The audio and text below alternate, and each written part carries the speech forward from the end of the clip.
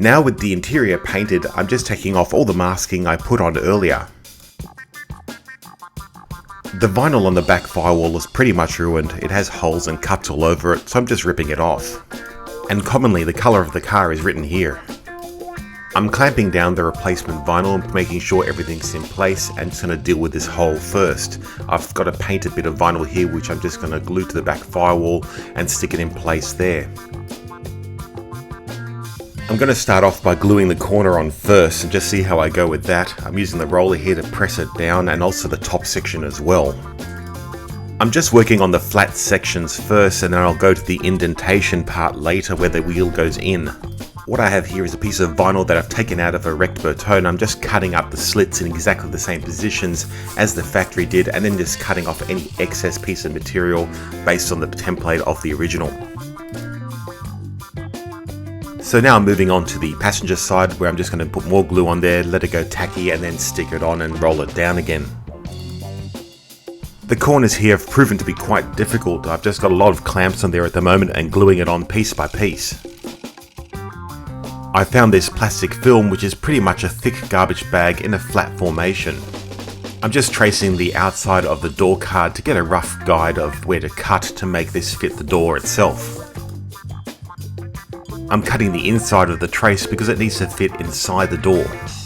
I've just pressed it down on the original glue and cutting out the holes for the door release and for the window winder, as well as the little holes here for the clips that hold on the door card.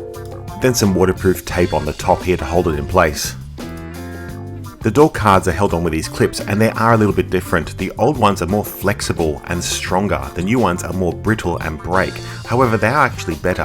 When you put them in place here and you want to get them out, they snap. Where the original ones won't snap, they'll break the cardboard instead.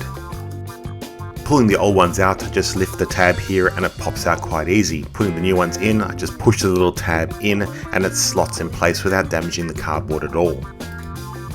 From the factory, these two strips are silver in colour. As you can see, the top one is missing altogether. I bought some pinstriping tape off eBay, and I'm just going to cut it to size and put it on top.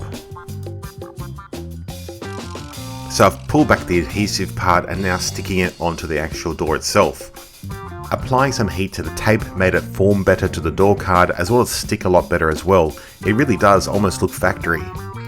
The tape I used was 9mm wide, and I think it just could have been a little bit wider because the very edges here are not covered where they are on the original. You can't really tell, but if I was going to do it again, I'd probably get a 15mm tape.